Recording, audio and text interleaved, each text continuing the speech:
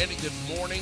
Welcome to the Aired Out Podcast. I'm JD. Nice to have you on board. We're streamed everywhere you get your podcasts. We're on the web at airedoutvet.com. What a weekend it was. Still kind of feels like the weekend, at least for me a little bit. It is going to be a sunny and hot one today. 90 degrees or right up against it. Tonight, thunderstorms and 68. That cool front is going to be bringing a little bit of shower activity. Mostly cloudy tomorrow. Some showers possible. Thunderstorms as well. 78. So big change up coming. And then Wednesday, sun and clouds both in the morning and then mostly cloudy by the afternoon. We're looking at daytime highs on Wednesday, middle of the week at about 80 degrees. Road construction. It is, back at it. So please be careful driving no matter where you are in Vermont today.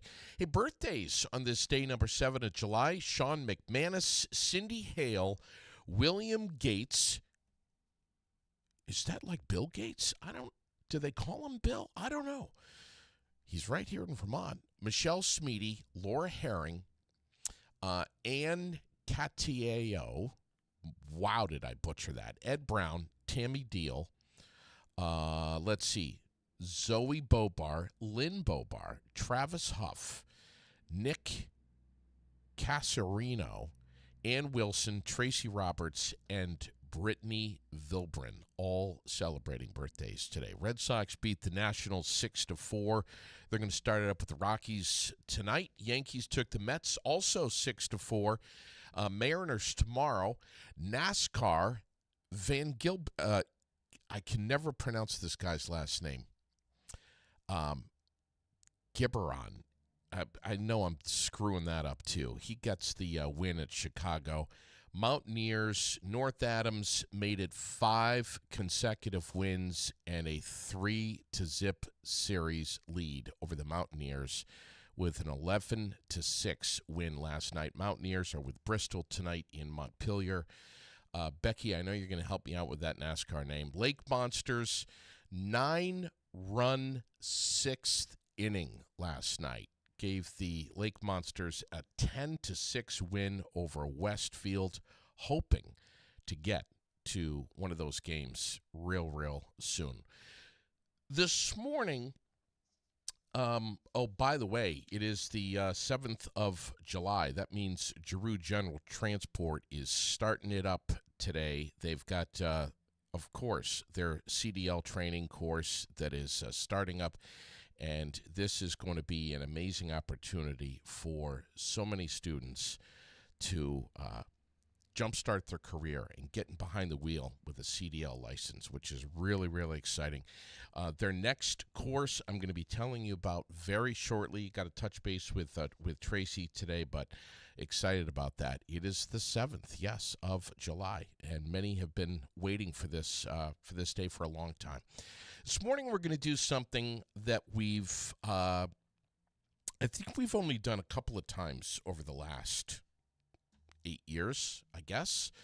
We're going to intentionally shut off one of the cameras. And we're going to have a guest on this morning who wishes to remain anonymous for a whole bunch of reasons. But we're going to be discussing some systemic issues with the Department of Corrections. And I want to thank you so much for coming in here, driving a long distance this morning. Thank you.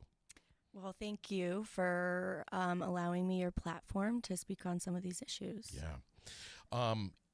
You reached out to me a long time ago, and I think your email may have got a little lost. Finally, we connected and had a discussion on the phone that was riveting for me. And hearing what you had to say, you have been compiling emails and receipts and all kinds of information, building somewhat of a case, I guess, kind of, Yeah. about your brother. Yes. Let's begin at the beginning. He's in prison right now. Yeah, he is. He's been in prison since May 22nd of 2016. Okay. Yeah. When's he getting out?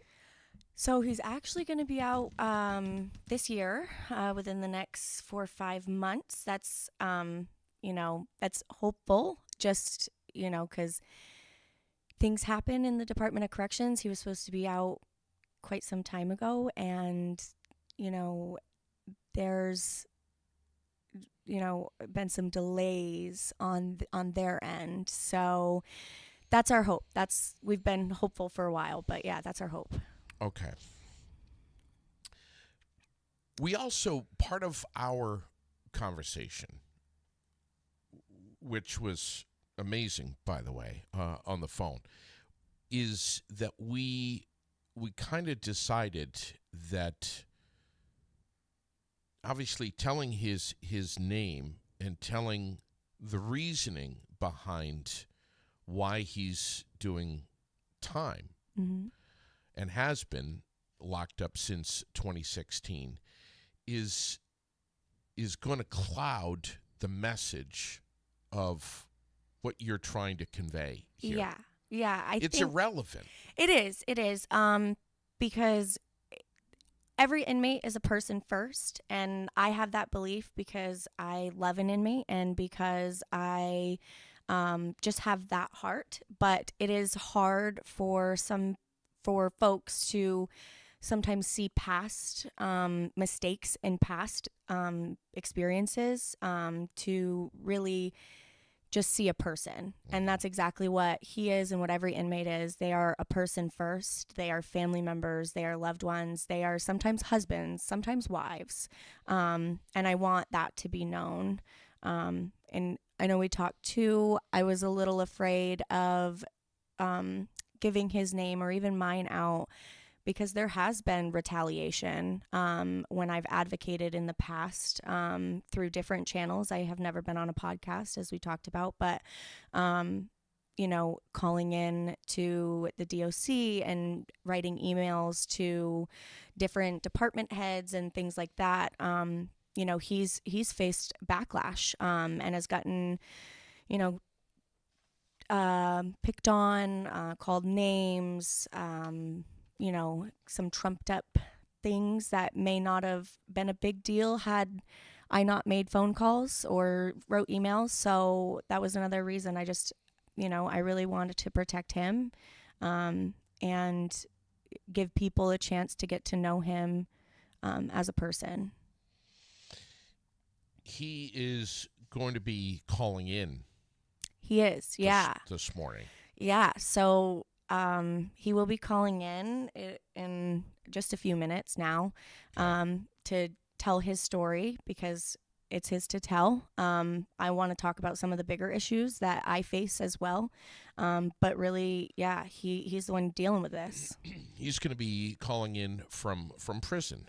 Yes, he is. Are we able to? Do you want to say what prison he's in? Or not, and that's fine. Well, so he's been all over. He's in Southern State Correctional right now. But since 2016, he's been everywhere, every prison that you can think of in Vermont. He's been there. So, okay. Yeah. He's going to call in. We're not really sure. I've never done this before, so yeah. I'm not really. I know he's monitored, right? He is monitored. They have a tablet system now, so it's not like what you see on TV where they're up against the wall using one payphone. There's tablets you check in and check out, and so hopefully we won't have any issues. But and we might. We might. We might lose him, and that's the gamble. Yeah. That we take. We're also under, the law of the DOC. So if he has to get pulled away for anything, he'll have to get off, but can come back and call back in. But sure. Yeah, the hope is that we just get to talk to him. Okay. Yeah. And when we do connect with him, Mm-hmm. I'll go right to it Yeah. for time constraints and say, what's your story? Yes. And assuming that he'll just grab it from there and Yeah. Yep. run with the ball. Yep. He's known about this for as long as I have now, so he's had a chance to kind of think of some of the stories that he wants to tell. He's got some good things that he wants to talk about that he's experienced in the DOC as well. We're not here to hate on the Department of Corrections. That's not who we are. We just want to shed some light on some of the issues that families and inmates face. But this is not a hate mongering thing. That's not what we're looking to do. And he is calling in right now. All right. So we're gonna connect in with him here in just a second. But again, we have a young lady here on the air with us this morning that wishes to remain anonymous. Hello, I'm about to put you on speaker. Right. JD's talking, so let's give him a second. Hey, thank you for joining us this morning. Let's go right to it. What can you tell us? What's your story, man? So, do you guys want to know the story kind of before I came in, kind of what I was going through? I want to talk about anything you want to, my man. Okay. I grew up at a young age, having a little bit of troublesome behavior. We grew up in a somewhat of a broken home. It wasn't, super fractured or overly abusive, but we had a couple stepdads and, boyfriends of moms that came in that was a little, tumultuous, turmoil to say the least. We were exposed to addiction at a young age. We were exposed to, a little bit of abusive behaviors, kind of yelling, argument, things like that. So I actually ended up in the foster care system at a very young age. And that kind of created a little bit of, resentment. So I kind of had a chip on my shoulder, which kind of opened it up for influences around me to be able to kind of lure me in, per se, without, say if I had a more stable spot, I wouldn't have been as susceptible to some of the stuff that I ended up getting into. So I ended up started hanging out with a crowd that was, using, obviously, pot first, a little bit of marijuana, and fortunately I ended up hanging out with a senior crowd that ended up getting into, harder things, narcotic drugs such as, crack cocaine, heroin, things like that. So unfortunately I ended up hurting a lot of people that I loved, Chloe being one of them, my mom, and I ended up landing myself in prison due to trying to feed that habit. So now here I am in prison, and so at the beginning, I'm kind of looking at it as, this is going to be a real tough spot, and I'm at a young mindset still, and I haven't really had a whole lot of structure. So when I first came in, I had the absolutely total wrong mindset about, what I should be doing for myself, how I should be trying to rehabilitate myself, what a therapeutic environment is, what should I be getting, what kind of structure should I be getting, and things like that. So I didn't really have the tools from growing up in my childhood to really know that. So I started getting in fights, going to close custody. I started, again, leaning on the wrong crowd, people using illicit drugs that, were coming into the facilities, things like that. Now, unfortunately, I'm on the MAT program. I'm trying to get off of that. Which, did Chloe tell you that I might have to interrupt slowly to grab my medication? No, we haven't heard. I haven't heard anything about that.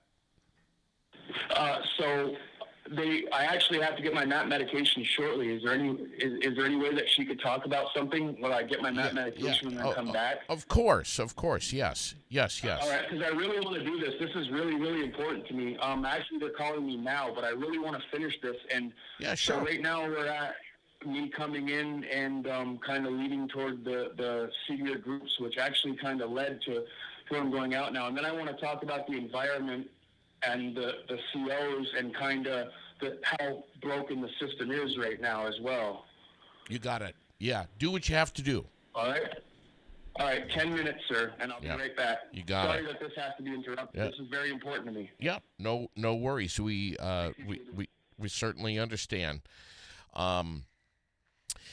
You have had, he has had some issues with some of the contracted nursing staff there. Yeah, so that was fairly recently, and it's been happening, I guess, for a couple of months, where inmates are on methadone, which is to help with addiction, and then there's other inmates who are on the buprenorphine or buprenorphine with the opiate blocker. And so what's been happening is they're going to the nursing station and getting their buprenorphine, and the DOC, the nursing staff, should be watching to make sure that it is consumed and fully out of the mouth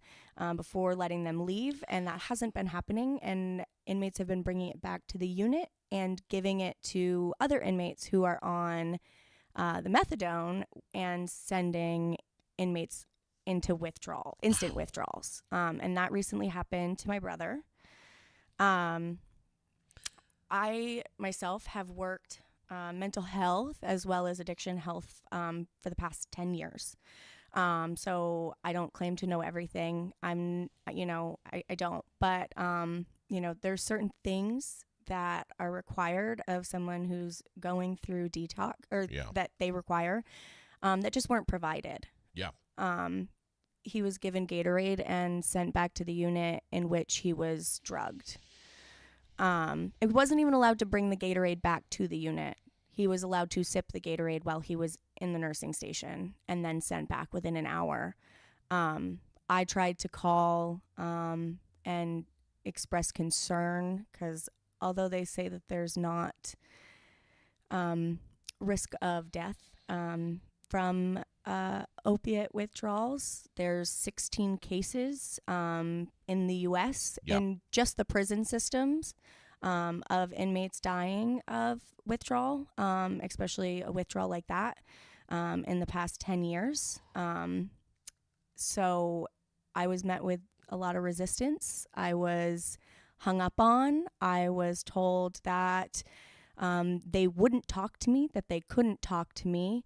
I was told by the DOC that I needed to talk to the nurses. I was told by the nurses I needed to talk to DOC, and I was met with the boys club. Wow.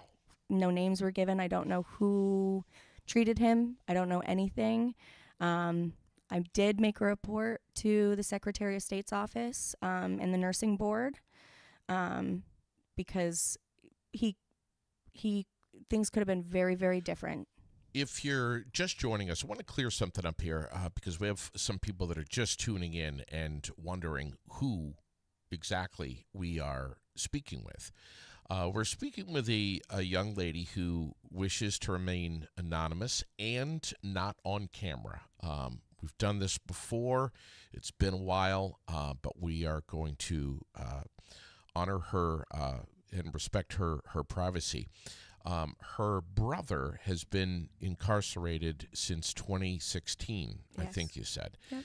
And in my discussions with you over the last month plus, we decided that disclosing some of the specific charges of why he has done this time and is still doing time is kind of going to distract, if you will, from the bigger message here, Yeah. which is the points that you're trying to get across today is, and as you said in the beginning, not to bash the DOC, No. but to bring to light. And we keep getting asked here why he was incarcerated. Once again, we are not going to be. That's not going to be part of our discussion today because it is going to dilute the bigger message here of why we're having this conversation. Yeah, I implore everybody who is listening to just think of him as a person. Don't think of him as Yeah. a charge. Don't think of him as an inmate. I don't even know what the charges were. You and I didn't even have that. I didn't even ask you. Yeah, no. Because that's not why you're here today. No, it's not. It's not. And I'm not just speaking. I'm not on here to speak for my brother. Yes, he is in this system, and I would love to see change, but the likelihood of it happening before he's out is not great. But this is in my heart, and I will continue to advocate for everybody who is still there. And I just these are people. The systemic reform is desperately needed. It is. Yeah, it is. As I said yesterday, I've never been to prison. I've never been to jail. And I can't imagine. I know that I've seen plenty of documentaries. I know that there's stuff that goes on behind those doors. Yeah. That is very. It's scary. Yeah. It's scary. There's been times that he's called me and I break down and I cry and I have to pick myself up. And I have to, continue to work because they don't have voices in there. Yeah. They don't. The young lady that we are speaking with is a Vermonter. Yes. She wishes to remain anonymous, and she is speaking about her brother, who has been incarcerated. And say the name of the prison one more time. He's at the Southern State Correctional Facility. Southern State Correctional Facility. Yeah. He's been all over though. He's been there since 2016. So he's been, at any prison you can think of. He's been there at least once. Okay. Probably more than once. And he is scheduled to be released sometime in the next with good time, yeah. Several months? Yes. Within the next, I think it's 5 months. All right. 4.5, 5 months, yes. All right. Again, we are we've made you and I have been in discussion on the phone here for at least a month. Yes. And we decided that you decided that in order for you to come on aired out, you would like not to be on camera. Yes. And for your privacy, your name and your brother's name to be withheld here. Yeah. And this isn't, I know that you spoke, and I've already said this, but this isn't just about, protecting his name or protecting my family's name or whatever or anything. I have called into the DOC. I have talked to supervisors. I have talked to the head of corrections. I have sent emails. I have done all of those things. And the fact of the matter is there have been times that I have done that he has received backlash. Yeah. And been bullied by staff members, been bullied by other inmates, he's gotten in trouble. He's had things taken away from him, all sorts of things. And I could not, I can't live with myself thinking that I would be doing something, although I think it's very good, that can negatively affect him. His time is already so hard. This is more than just an issue, and he wants to get out and speak freely, and when he does, he will. Maybe he can come back here you know, and he'll be on camera then. But while he's in there, it's really about his safety. Yeah. I want to read something that you sent to me in an email. However, he's due to be connecting back with us. He'll call back. Okay. But he can be patient. And He's learned that in there. He was on the phone with us just a few minutes ago for a brief period of time, Yes. just barely scratching the surface about his life. Yes. Yep. Which I am going to ask you more about Of that course. Later on this morning. Yeah. But I want to read something that you wrote to me. The medical neglect that my brother experienced during an incident involving him being drugged by another inmate and the broader lack of accountability among nursing staff is alarming. There is insufficient supervision or management, making it nearly impossible for inmates or their families to submit valid complaints or trigger coaching and retaining when mistakes or worse, or retraining, I should say, when mistakes or worse occur. Yeah.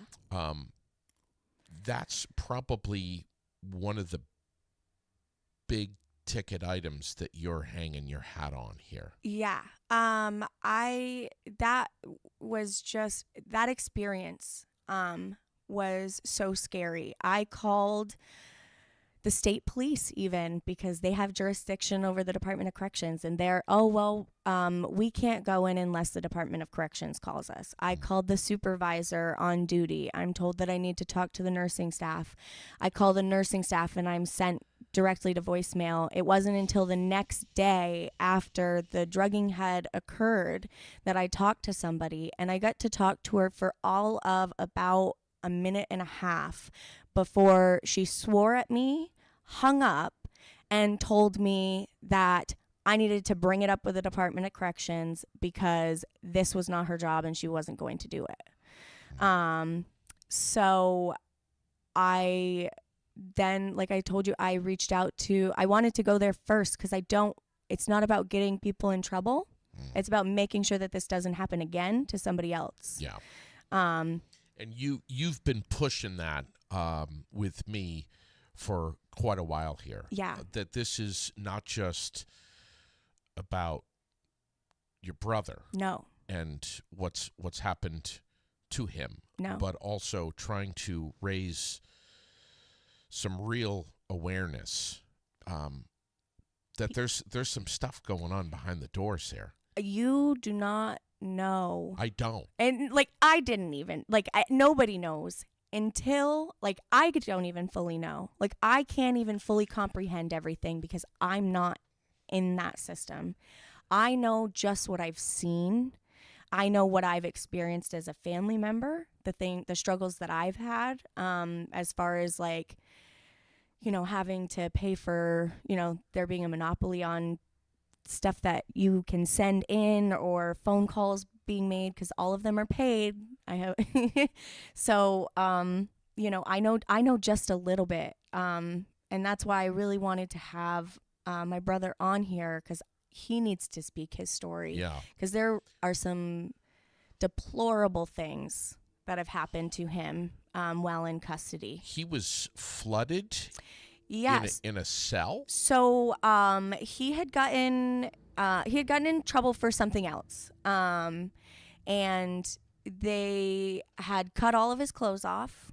I don't know why. He could probably speak to that better than I can. They had cut all his clothes off. He was in nothing but his underwear in the middle of winter. It was 40 degrees in the prison. The person who was in the cell previously, had flooded the cell, so there was feces and urine all over the cell. It was soaking wet. He had no bed to lay on. He had no clothes on, as I said, no shoes on. And they had maced the person who had flooded the cell previously. And so when he was in there, he was exposed to all that. For 8 hours, he sat in that freezing cold cell, eyes burning, every hole on your body burning from mace, begging for someone to help.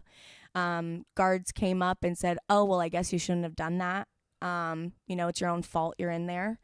Was this cell ever sanitized? Was it ever cleaned? It was not sanitized before he went in there. I can't speak to what happened after he left, but he was in there for 8 hours and it was not cleaned. No, it was not cleaned. He begged to be moved. He said, I understand I'm in trouble. Bring me to a different cell. I'm in pain. I'm cold. Can you get me a blanket? Can you get me a bed?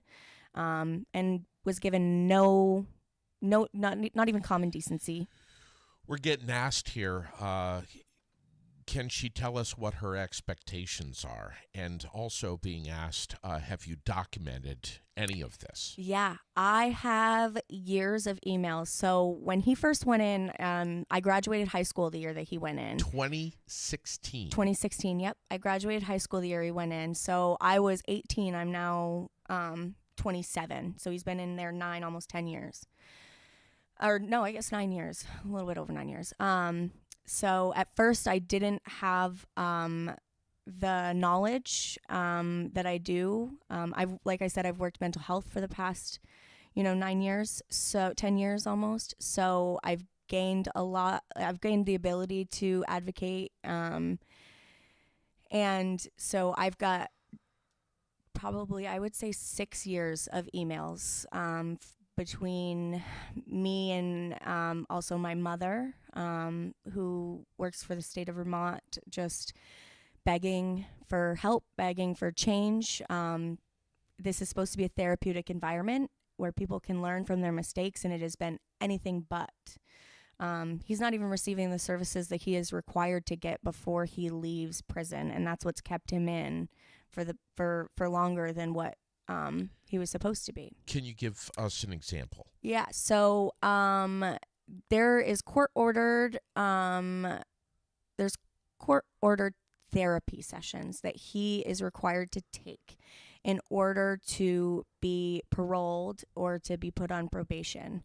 And he has had some minor DRs. One of them was for putting maple syrup in a honey bear container and bringing it back to his cell. One was for he was getting locked out of his cell by other inmates, and he had told DOC staff, hey, I'm going to put a piece of paper in here so they can't lock me out, so I can get in and out of my cell throughout the day. And they were like, okay, that's fine. And then they found it, and he got a charge for tampering with locks. And so he got kicked out for just stupid things like that. Yeah. And without that, he can't go into parole. So he's had to serve his full sentence. And I'll tell you, when he was sentenced, the judge said, these were her exact words, I don't think that everything that was said here is exactly how it happened, but I have to sentence for the charges that you're found guilty for. And so it was like, I think it was like 1 to I don't even know how many years. And she's like, but I don't want him to serve this full sentence. And I've reached out to her, and she's sent back emails. Just, I can't believe this is happening. She's been a great person to talk to and to bounce things off of. I'm receiving some texts here this morning from some listeners who, frankly, aren't used to not seeing the guest on camera. And we decided a long time ago that we would not have you on camera and not have your name out there, or your brother's name, or the details or reasoning behind why he went to prison in 2016, which I'm not even aware of. I haven't even asked you that, because your purpose, the premise of you being here today, is to share his story, but some real systemic issues within our DOC, which, let's be honest, it's every state. It is. It is. It's and as I said yesterday, it's every country. It is. In some countries, it is like, Way worse. I mean, Other states, it's way worse. You know, Mexico. Yeah. I mean, Russia. Yeah. But there's some real concerns here Yes. that are very legitimate. Yeah. Some real safety concerns. Yes. Some humanity concerns. Yes.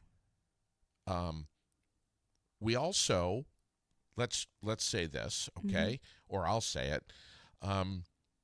We also recognize that some folks have done some really bad things, and have, and some have done some really heinous things, and maybe being in prison is where they belong, and maybe it's where they belong for the rest of their lives. Yes. And I'm sure that there's a lot of people that have strong opinions about,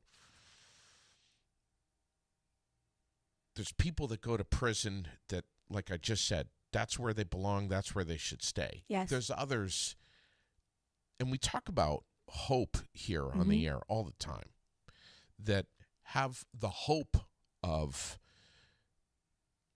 becoming a better person, Yes. of And he has. making some real change, getting out and getting reintegrated with society, and maybe even your community, He has big plans. and being productive. Yeah, he has big plans. And I'll let him speak on them, but he wants to advocate for others who have gone through some similar things. He spoke. He'll be back on soon, but he spoke a little bit. It was a product of the drug epidemic. My family, we were hit hard. It is a wonder that I am the only one of my siblings who did not go down the path of addiction. And I struggled with that for a while. It was almost like survivor's guilt. Like I got out and they didn't. But when my parents were struggling, it was my eldest brother, who you've heard from a little bit. And you will hear from more. He's your oldest brother? Yes. How old is he? He is 32. Okay, right now. Yes. And he went in 9 years ago. Yes. Okay. He was in his he's missed all of his 20s. All of his 20s.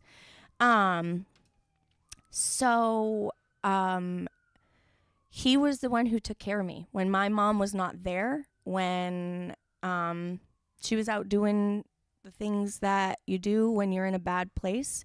He was the one who took care of me. He was the one who made me a sandwich and who made my Kool-Aid, even if they played pranks on it sometimes. Yeah. He was the one who did that. And my mom's in a very different place than she was then. Like I said, she works for the state. She is a very productive member of society. She is a very great grandmother. I have an amazing nephew she's amazing with, and I have a stepbrother who's 15 who had a completely different life than I did. She's done a full transformation, and so my brother is back to who he was. We lost him for a while in addiction. But being in there, he's really become a man that I'm proud of, despite mistakes that he's made, despite the hurt that he's caused me through his addiction. He is he's a good person. Every single one of us has made a lot of mistakes. Yeah. As a matter of fact,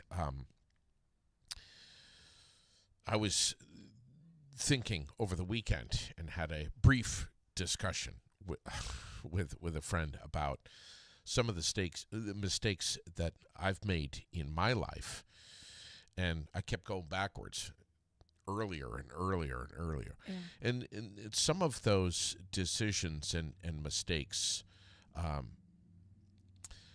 I would say all of them would justify a learning experience. Yeah. And in hindsight, I could probably say for the most part, I'm glad that I made those bad decisions because I've learned from them.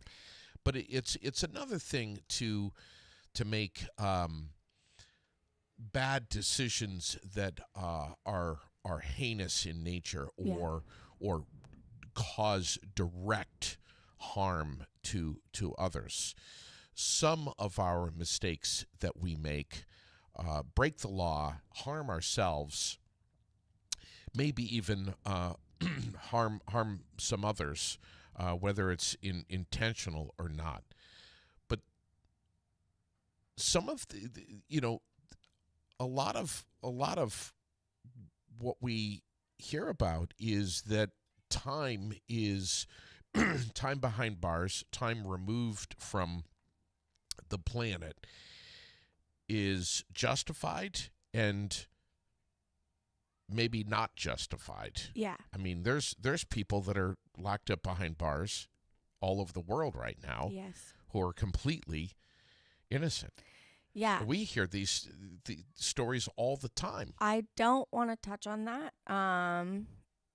That's fine. I don't want to touch on that because I have my own thoughts about whatever. But yeah, no. If I had to be judged, because I had the same childhood, and Were you in the were you foster care program? Yeah. Also? So Okay. I have two brothers, biological, and we were all out of the house by the time we were 15. I was out of the house for the first time when I was 8.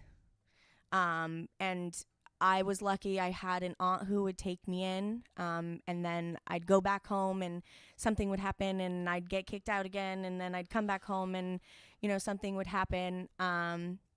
But I made mistakes before I became an adult that if I had made them after I became an adult, I would not have the career that I do. I would not have the life that I do. I was lucky enough that I went to a group home that there was not physical abuse, and there was not, I was not exposed to the same things that my brother was, because he was exposed to drugs for the first time there. That was where he got exposed. And wow. Yeah, so I was one of the lucky ones. It wasn't easy. It was a very difficult time in my life, but I made different choices, and I changed, and it took my brother a little bit longer to do that, and his mistakes were a little bit different than mine, and landed him where he is. But that's not who he is. Sure. He is a brother. He is a very protective person. He is so smart. Yep, well, oh my God, he's brilliant. He would get A's. Excuse me. He's very well spoken. Yeah, he would get A's in every single class without even studying. Didn't even have to study. So he knows, obviously, knows well what you've just said of how you've gone through life, how you've traveled through life. Yeah. He also knows that there's probably, assuming that there's some real people in your life that had some influence, some positive influence on you. Absolutely. But he probably also knows that there's something inert in you which helped you from deep within your soul to pull your own self up by the bootstraps and frankly begin the process of getting your shit together. Yeah. So and not that does not happen to everybody. No, it doesn't. My mom started to change her life when I was in high school. My biological father is still in active addiction. I do not have a relationship with him. I always say that I don't care if he gets Bill Gates rich and comes to me with a checkbook and a Bible and tells me he's changed his life and he'll pay me to be in it, I won't do it. Good for you. Good for you. But you know, I did everything I could to not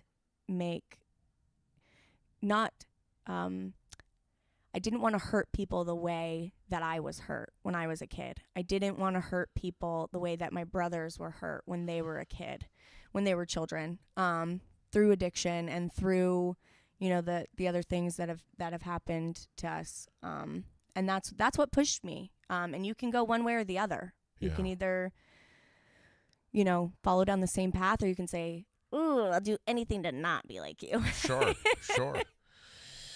Hopefully he's going to connect I'm back really with us. sorry. No, please don't. We're under the Department of Corrections. Of course. They very well may have seen or got wind of this happening, and that may be why he's unable to get back, because this is usually just a 5 or 10 minute excursion. You also, and I would like to just go back every now and then and read some of your initial email to me, which was, again, I referred to it at the beginning of this episode as riveting, and it certainly is and was still for me to read this. Inmates, and these are your words, inmates who raise safety concerns about others are often pressured or forced into protective custody, a maximum security setting with minimal time outside of the cell, reduced access to phones, and fewer showers. Yeah. Little to no investigation is done into their complaints, and this effectively punishes those trying to avoid conflict and do the right thing by reporting issues. Mm-hmm.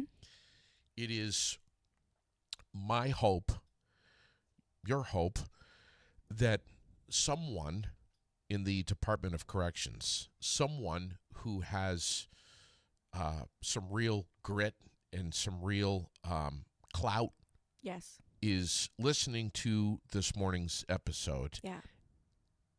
And that a lot of what we're talking about can resonate with them. Yeah, that's the hope. Someone with more power than me, because you feel alone.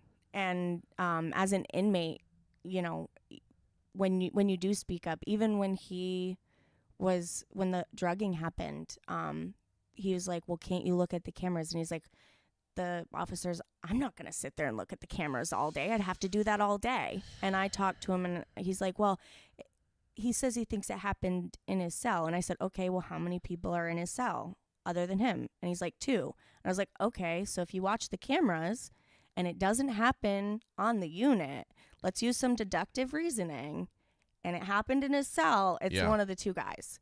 And it just, you get nowhere. And they said, "Well, we can put him into protective custody. We can do this. We can do that." Which is, you're in the cell for 24 hours a day, or 23 hours a day, sorry. You get 1 hour out to make phone calls, and then you get 3 showers a week. You do not get any commissary, so no extra food. You just get your tray. You're not allowed to have, like, your colored pencils or anything to get you through it either. So that's not where anybody wants to be. Sure. And, you know, to offer that to the person who is being harmed, who's bringing it to the attention of, you know, the DOC staff, is a little counterproductive. And there needs to be some sort of change in which staff has more eyes on, or, you know, the camera set. I don't know what needs to happen because I'm not there, but something needs to happen to where when something happens, justice can be done, and we can make effective change, because I am all for people being punished for the things that they do. Yeah. You know, I was just going to say that. You just said it. I'm all for. Say it again. And I'm all for people getting punished for things that they do. Even my brother.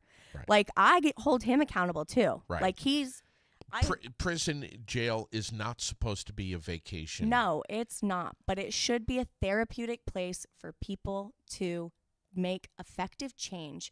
I want people to go into prison and to come out better people. Or at least have the opportunity, a real opportunity. Exactly. Yes. That's offered to them to make yes. or to begin the process Exactly. of making real change. My brother and has, sometimes that can take a lifetime. mm-hmm. My brother has begged to get back into the therapy that that he's supposed to have. Not just because it's court ordered, but he wants to change his thought process. He wants to do everything he can so that when he comes out, he can be the person that he was, the person that I know he is. What's up with some of this, the exorbitantly high Oh, yeah. communication, Yeah.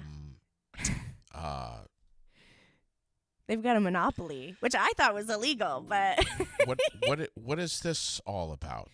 yeah, so they're since in the past 10 years since my brother's been in there, they have raised the prices of commissary, which is, food, hygiene products, basic necessities. Right. 12 times.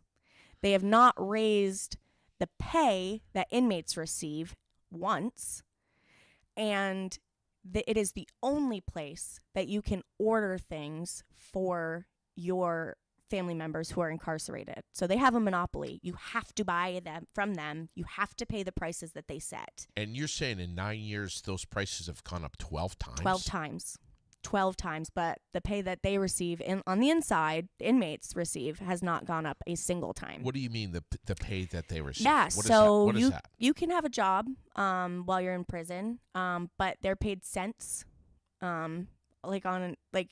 had a job at one point where he would work all week setting up their recreational stuff, and he would get a ramen noodle and a bag of coffee and maybe a thing of creamer at the end of the week. And that was all he got, which is, that's fine. And as a family member, I know it's my duty to, get him those extras that he needs to make him comfortable. Or, he's got very sensitive skin. So the stuff in the jail really breaks him out. And so us buying that's our thing. We need to do that. But, they take that away too. When he's brought up issues and been brought to that protective custody that we were talking about earlier, stuff will get lost. And so he'll lose his special body wash. He'll lose clothes. He'll lose sneakers and be left with just a pair of boots in the middle of summer. And you can only purchase things once. So interesting. Yeah. You can only bring outside clothes in once. Do you think anyone in Montpelier is aware of these DOC sanctioned vendors? Anyone under the Golden Dome is what I'm specifically asking. I do. I think that Huh. I guess I don't know, but I know that inmates are not on the forefront of everybody's mind. So even if you do know that these things are happening, even if you have an idea what's going on, there are a lot of other things that are affecting the people who are on the outside, things that can be shown on the news, things that the outside world can see, that, it is a lot better if you can make the outside look pretty and forget about the inside. Our guest this morning, a young lady who is a Vermonter whose brother has been incarcerated since 2016 here in Vermont. She has wished to remain anonymous. As well as her brother, who we were able to have a brief phone call with from prison a short time ago. at about 9:15 this morning. Yeah. We're not sure if we'll be able to connect back with him. Obviously, phone calls are monitored. Yep. And I'm guessing if they know that he is speaking to the media or he's on a podcast, they're probably going to interrupt that. Yeah. Hopefully, he's not going to be punished for it. But in the brief few minutes that we were able to connect with him, he was talking about his life. Yep. The Yeah. early days of his life. Mm-hmm. You sent an email to me, and we had a phone conversation about a month ago. Yeah. And you had, first of all, I think you're very brave, very courageous for coming on, as well as your brother, and to airing this out and bringing this to light.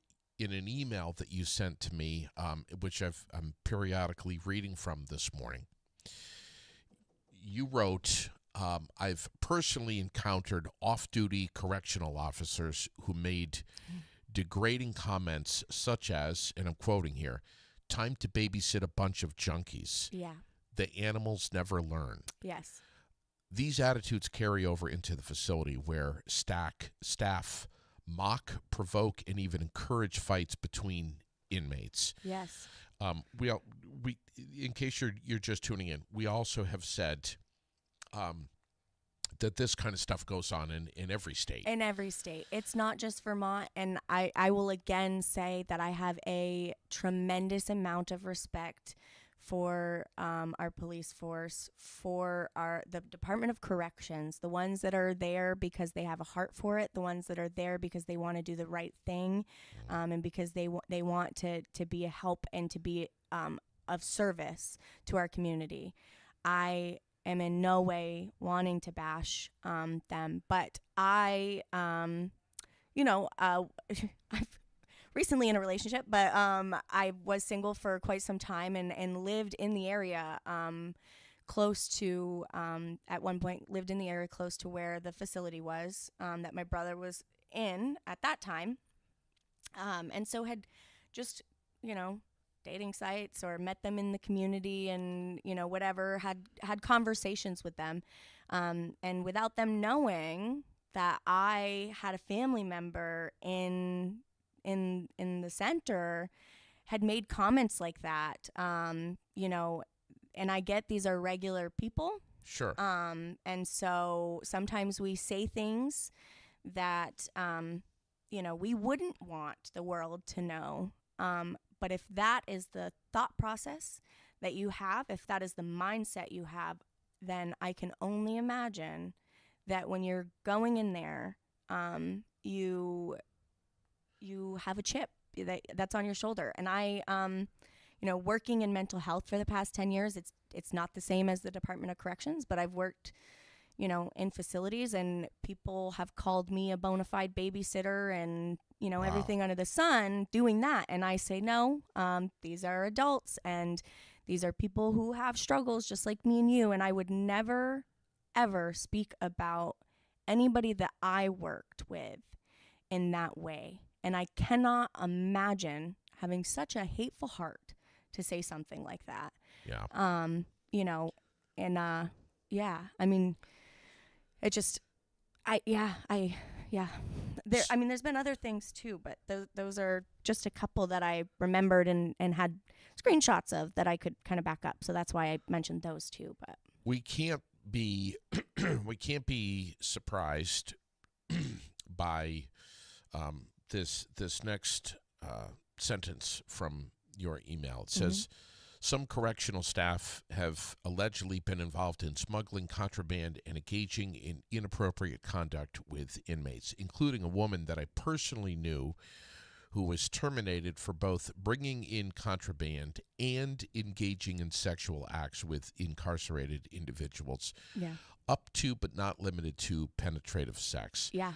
This is far out stuff, man. And listen, I'll say it again.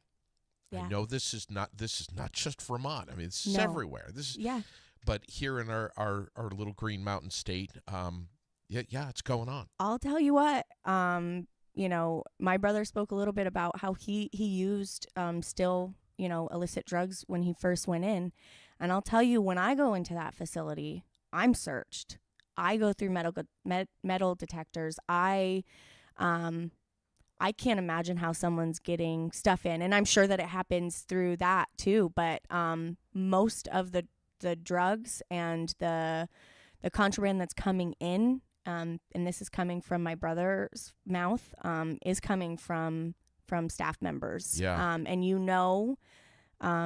who they are, and they are willing to do this and risk, whatever, because they get paid for it.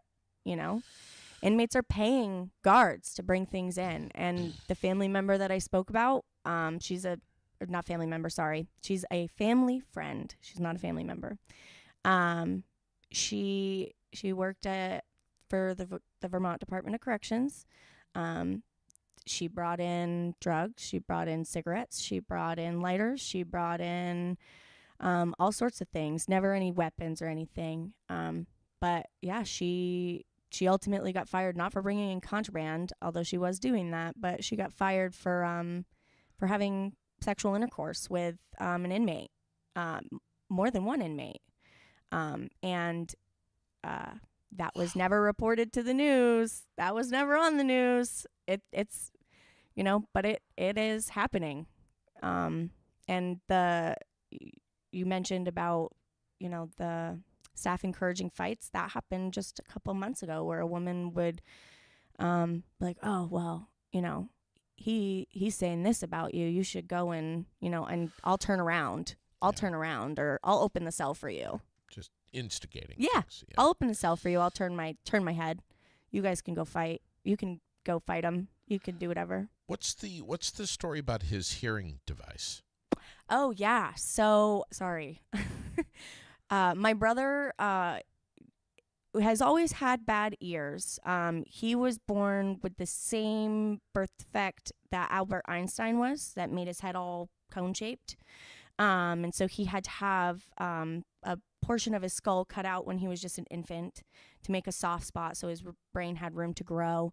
But I think some of it comes from abuse that we endured as children.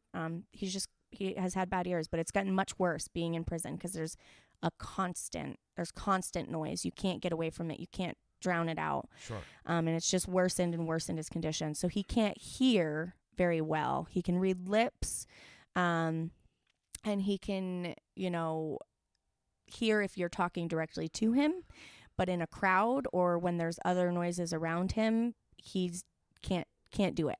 And so he was supposed to receive a hearing device in order to be able to communicate. And it had taken months to get it. He finally got it, and then they put him in protective custody again when he had brought up issues, and that device got lost. And so one of the reasons that one of the reasons why he's not able to be in the programming to be able to be paroled was because he was called for lineup. They do counts. He was called for count, and he couldn't hear them because they had lost his device. And he was trying to get a new one, and they told him, well, we already gave you one. We can't give you another one. We can't give you another one. And they wouldn't give him one. And so he didn't hear being called. And so that was another major DR for missing count. And I'm not making excuses, and I know it sounds like I am, but I hold this boy accountable more than anybody. Yeah, I'm sure you do. Because he'll call me, and he'll be like, oh, well, this happened. And then I'll call the facility, and they're like, well, that might not be how it happened. And then I have to call back and be like, all right, somewhere in between here is the truth. What's going on? And I'll be like, okay, well, you deserve this. Whatever trouble you're in right now, you deserve it, yeah, but there are some instances like that where it is out of his hands, or, it is due to reasons outside of his control. Our guest this morning, a Vermont lady who wishes to remain anonymous. Her brother has been incarcerated since 2016 here in Vermont, Yeah. nearly a decade. Yeah. And we're discussing some real systemic issues with the Department of Corrections. Yeah. He was up for parole at one point. You were telling me, More than one time. Yeah. and it was denied. Why? So the main reason is because of the therapy that he's supposed to be receiving. So he's been sitting for the past, so they discontinued offering the services to him because he had gotten kicked out 3 times. And one of the times he got kicked out, completely his fault. Completely his fault. It was when he first got in there. But there's a couple of other instances where it was very minor things, and it correlated with some of the calls or emails that I had sent. And it seems to be that my advocating for him ramped up some retaliation, I Wow. would say. And so, yeah, because he hasn't received the therapy that is court ordered in order for him to be paroled, he is not eligible. So that is that. Wasn't there some kind of issue with not having a clearly defined plan of after you're released? Yes. So this last time that he was going to be released, this was just a couple of months ago. This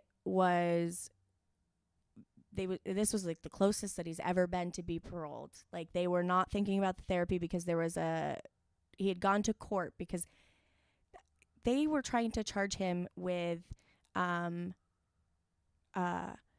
violation of probation while he was incarcerated in the Department of Corrections. And so he went in front of a different judge than the one who initially sentenced him. And he got to plead his case about why he hasn't done this therapy and why he wants to do this therapy and how important it is for him to do this. And the judge, in the judge's orders, it said that they were dropping all the charges because it seems, in his words, it seemed that he had completed the program more than one time and was kicked out for Department of Corrections rules and regulations that are broken, and that in his opinion, that he should be allowed to continue with this therapy. And so this last time that he went to parole, he was able to bring, and I can show you that, and it's not exactly the words, but he was able to bring that judge's ruling to show that he wants to do this, and he has done this more than once and is getting kicked out and violated for things that are nonsensical. And so they were leaning towards letting him out. They had him try to find a place of residency. So I offered my place. You can come stay with me. But because my brother has served almost his full sentence and he has less than 1 year that he would be on probation or on parole, he does not qualify for any services as far as like COSIS. It's a lot of counterproductive stuff here that's going on. Yeah. So he can't go through any of that. I did advocate during his last parole hearing, which did some good. His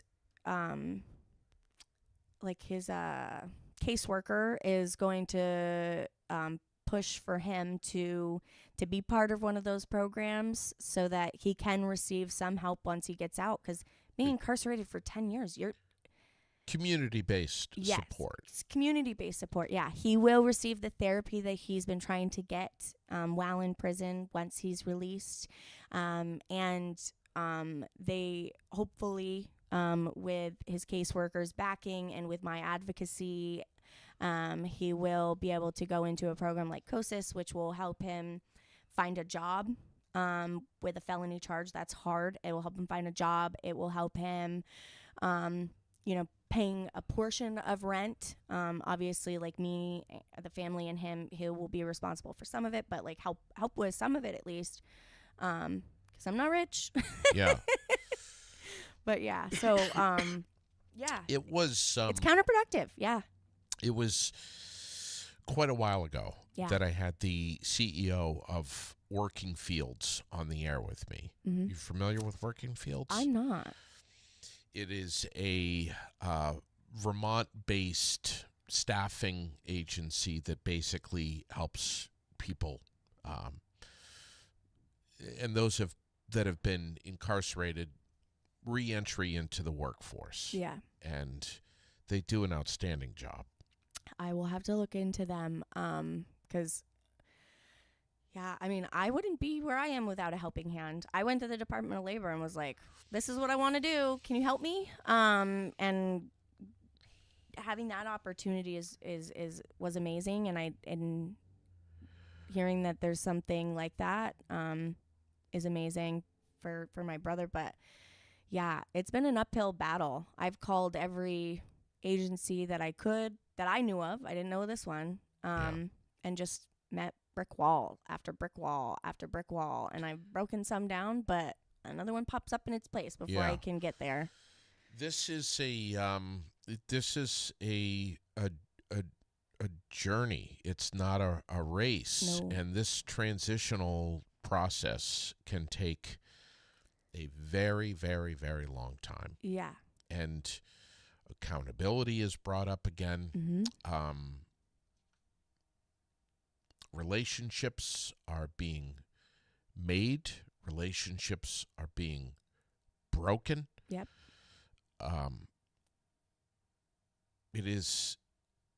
It's not easy on the outside for various reasons. After you've acclimated, Yeah. if you will, Yeah. to being on a different planet. You guys have to, the way I think about it too is my brother, first of all, went in there in his early 20s. And he's now what? And he's now in his early 30s. Okay. But before that, we did not have a childhood that was great. And he went into DCF custody and he started using drugs very young. And when you start using drugs, your brain stops developing in a normal fashion. Sure. And so he has not been able to mature and to grow like every other person has the ability to. Yes, he's made changes while he's in there, and I'm very proud of everything he's done. But he's coming out to a whole new world. A whole new world. Like, there's things that, like, Netflix was still sending DVDs out in the mail when he went in almost, I think. I don't know. Yeah. Like, I don't know. I don't know. I'm not, we just got a comment here from Glenn saying this is like getting half the story. And I'm not sure I understand that comment and what that means. Because you've been so I think transparent and what are we, is there something that we're not uncovering here? I mean, I think people so other than saying than his charges and my name and his name. Yeah, other than your identity and what his charges are, have we not been transparent enough here? I mean, if there's something you guys want to know other than those three things, the fact of the matter is ask it. Yeah, ask me. I will. I am an open book. Again, what did he do?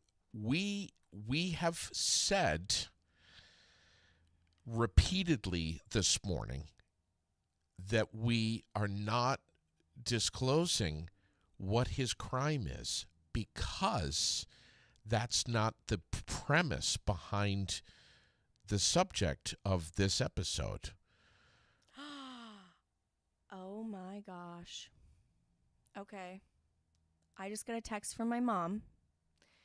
They administratively blocked Jeremy from calling me. They said he was contacting a third party, and in the 10 minutes he went back to get meds, they had already blocked him from being able to call you back. I will have to call the facility to be able for him to ever call me again. Okay. So someone heard it. Yeah. Someone heard it. We knew that that was the risk. Yeah. That, I mean, all phone calls are monitored. They are. Unfortunately, in the few minutes that he was on the air with us, he was only able to just barely scratch the surface of his early life and what the beginning of his story was. Yeah. But I think you've done a great job. I do want to say, yeah. Sorry. Yeah, you know. That, I you're, knew it was a risk. Yeah. And I was just hopeful, because we all have freedom of speech. Yeah, sure. So I was hopeful that would be upheld. You said I don't want to speak for my brother, but yes, I think that you have. I don't want to say that you've done that, right? Because we would always love to hear it in his words. Yes. But I think you have given great example to what's going on here. Yeah. The meat of the message. Yes, I hope so. I hope, because like I said, this is less about my brother, and this is more about the people who are going to be left inside when he leaves in 5 months. A couple of comments here. I hope he doesn't get punished for talking to you. So much goes on in so many places that light is never shed on. Yeah. Another comment here from someone I think who's joining us late this morning. If I may ask, what did he allegedly do to receive and serve a 10-year sentence? We have, and Glenn says, I'm just trying to understand. Yeah. You reached out to me well over a month ago. Yes. By email. Yes. We had an email conversation. We had a phone conversation that was a long one. Yes. Where I have a lot to say. You have a lot to say, and you've told me in that phone call. You told me that this was your brother who was incarcerated in 2016. Yes. I never even asked you why he was incarcerated. No. I still don't even know myself.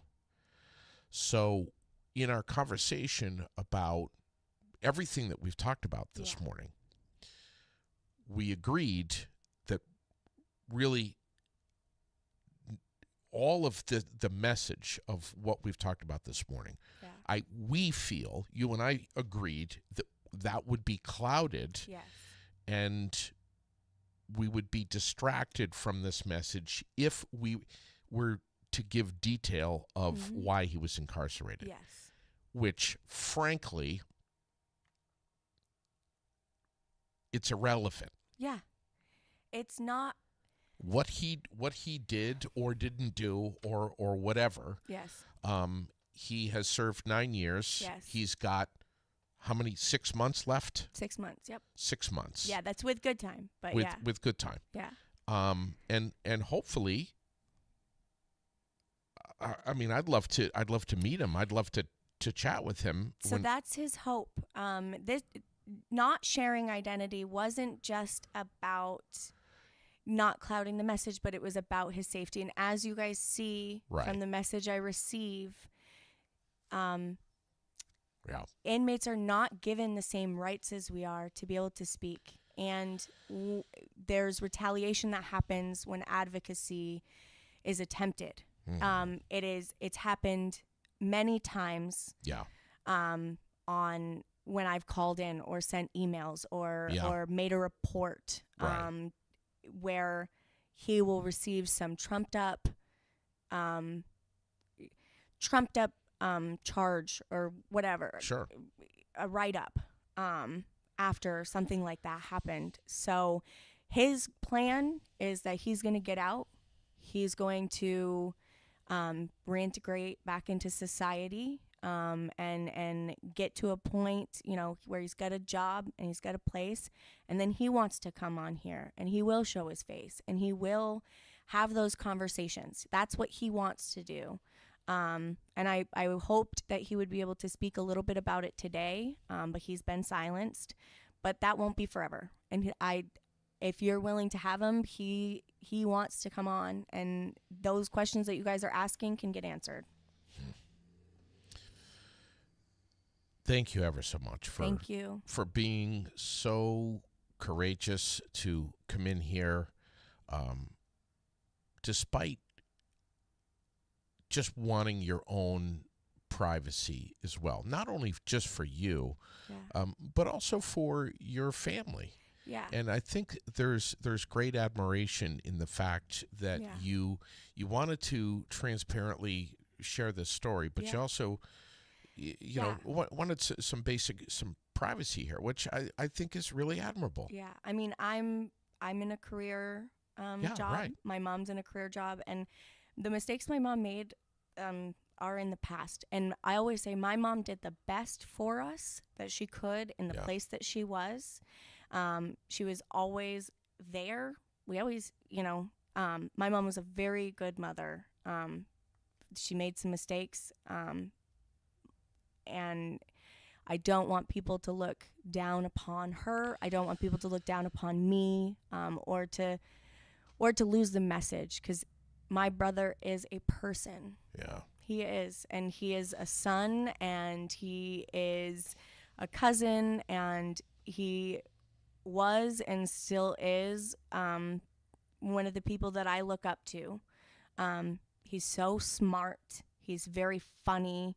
He's very kind. He has a beautiful heart. And I didn't want that to be, and the reason why I initially did that is I wanted you guys to get to know him before finding out the mistakes that he made, because it's There it hard. is. It's there hard. it is, right there. Yeah. I wanted you guys to see his heart, because he is one of the best people I've ever met in my entire life. Yeah. And I hope that when he does get out, and when he is back in and he's on the street and he's doing the right things and he's turned his life around, that he will be given the chance to move past things that he's done in the past, or things that he's convicted of or whatever, because I wholeheartedly believe there's not going to be any empty promises on his end. Wow. He's got a heart that wants to do good in this world, and big plans to do it. He wants to help people that were in circumstances like the one that he was in, but when he was incarcerated. And I pray that he gets to do it, and I pray that you guys get to experience him in the way that I did, because he's just an amazing person. We as humans are intrinsically curious. Yes. And I get it. And I get it. I get it. I'm nosy. I get it too. I'm on I the get it too. 911 page too. But we also like to judge. Yeah. We also like to. We want to hear the nitty gritty. Yes. We want to say, oh, he did that. Well, he deserves everything well, that's happened to him. Did he deserve? Yeah. We want to justify. Does he deserve the 10 years? But we're clouding the message here. And as much as I'm advocating, I am in no way trying to say that he did not deserve to go to jail. I'm not saying that. I'm not saying that he did, But I'm also talking not about saying that he didn't. You're talking about systemic stuff that's going Yes. on that the DOC really needs to get their shit together about. And if those changes were to take place and there was a therapeutic setting for people to go into and to make, Productive change, then we wouldn't pay as much taxes. We wouldn't have as much crime as we do because people get out. They've had no support while they're incarcerated. My brother was in for 10 years and wasn't going to receive any support after getting out. How do you expect somebody who has been incarcerated in a place where they're mocked and ridiculed and treated poorly and locked up for 24 hours a day? They get to go out 23. They get to go outside 1 hour a day behind a fence, and you expect them to come out with no support and to do good. And it does happen. It does happen. But so much more change and real so much more change could happen if they had the support that they needed while they were in there. Sure. And we wouldn't have so many reoffenders, and we wouldn't have so many revolving door inmates. Yeah. And that's what we need to change. Yeah. We need to change that. And Glenn says, well, it is prison, and It is. There's something to be said about that too. It's not supposed to be, I don't want him in some frou-frou camp. Sure. There should be some real opportunities to better yourself, or at least get some services, some consistent mental health. Yeah. help. I would ask, wouldn't you be scared? And not not everybody wants it Yeah. either. Wouldn't you be scared to know, like, if someone goes into prison for something heinous, like you keep bringing up heinous things, someone goes into prison for, Right. I don't know, like beating up an old lady and robbing her. Yeah. Yeah, I'm just making something up. Or just or stabbing somebody or whatever. Doesn't it scare you that they go into prison and sit there and play cards and don't get any therapy and don't get any sort of support in changing their behaviors, and then they come out on the street? Doesn't that scare you? Yeah. And not everybody is designed to be reintegrated into society And either. that is, I am not against people being put in prison for life. Yeah. I am not against people being put in prison for extended periods of time. Yeah. I'm not against the prison system at all. I have no hate towards the people who are in there trying to make change in others' lives. Yeah. I love them. I give my heart to them. I would do anything for those Department of Corrections workers, for those police officers. I would do anything for them. This is about making it a safe place for people to be, inmates, and also, not like giving them a chance at getting out and being better and doing better. And if you want it, even now, like I said, my brother, like if you want it, even now, you can make change in there. But it is so hard. And I have spent so many nights crying and scared for him, and, getting calls that, oh, they're threatening to beat me up, and I brought it up to the staff, and they're saying they're not going to do anything. They won't move me. Can you please call and try to get me moved out of this unit, because I'm about to get jumped and I don't know what to do, and I don't want to fight, because if I fight, I'm going to get in trouble. These are calls that I have had more than once, and calls that I have made and said, what is going on? Please do something. Please move him. And sometimes it'll work. But the other thing, and I said it in the email, is it took me a long time, and I've said it even here today, it took me a long time to learn the ropes, to learn the right people to talk to learn how to advocate in a way that would be received, and sometimes it's still not. But I wasn't always like this, and there are inmates who either A, don't have anybody to advocate at all, or B, have somebody who doesn't have the knowledge or the capability to advocate in the same way that I can. And so I'm here to speak for more than just my brother. I'm here to speak for every single person in there who deserves a chance and who deserves to be treated with common human decency. Like, I don't know if those people who are talking about that didn't hear about him being in a cell naked for 8 hours in the freezing cold with mace and feces and urine from another inmate. Like, there is inhumane things that are happening, and it is not right, and it does not matter what a person does. They deserve to at least be in a space where they are not at risk of harm, where they have the right to speak and to learn and to grow and to change.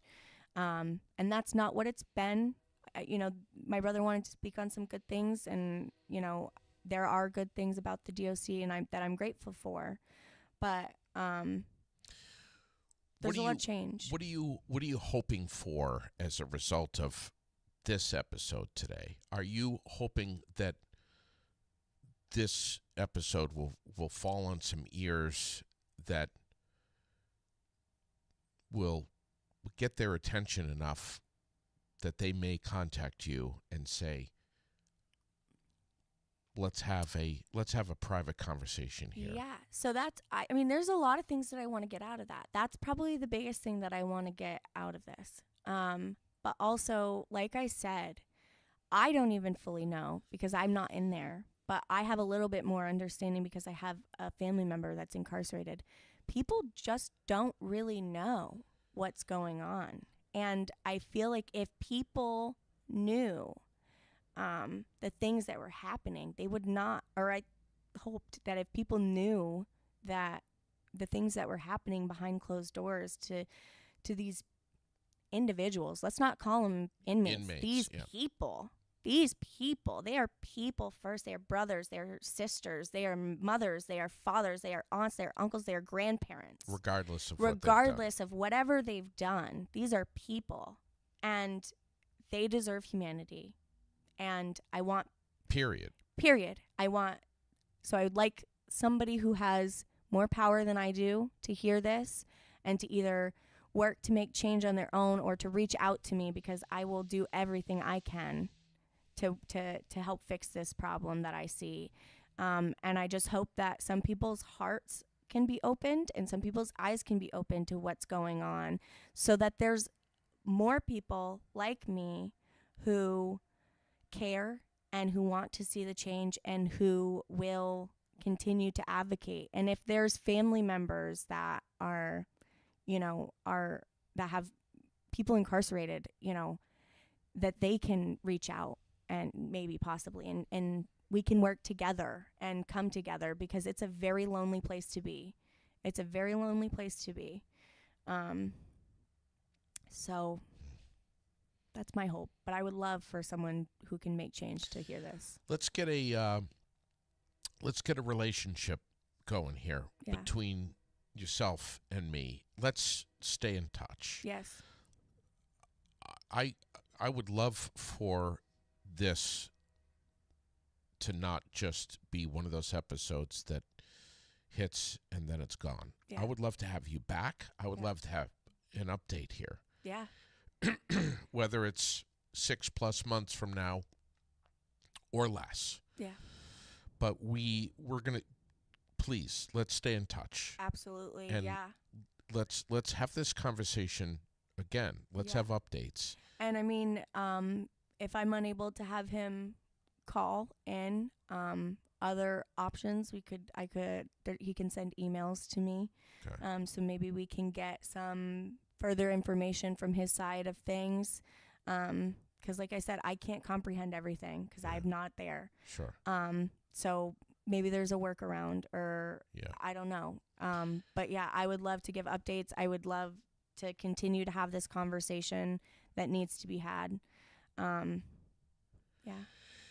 You have you've driven a long way to get here Yeah. this morning. Got up super early, Mhm. took a day off from work. Yep. Our listeners appreciate that. Well, I appreciate them all for listening. Like I said, I just don't think people know, and I just don't think that people, and I think that once they do, and I hope that once they do, that they'll work to make some effective change too. So I implore you guys to reach out, and to try to fight this fight with me if you have the ability. Wow. Thank you again Thank you. for coming in here this morning. And remember, if there's a episode that you enjoy, make sure to drop a comment, to share this one especially. Thanks for liking and following the page as well. We're always live. We're always local. We're never edited. We're seen and heard on Facebook and YouTube both from Fly on the Wall Productions, Barrie, Vermont. Streamed everywhere you get your podcasts, and we're on the web at airedout.vt.com. If you haven't yet, check out the page. Keeping it real. Ho, yeah. We checked that off the list today. Raw? Absolutely. Relevant? Very much so. Relatable? Indeed. We hit them all this morning. Be well, everyone. God bless. Take care of yourselves, and we'll catch you again tomorrow morning here on Aired Out.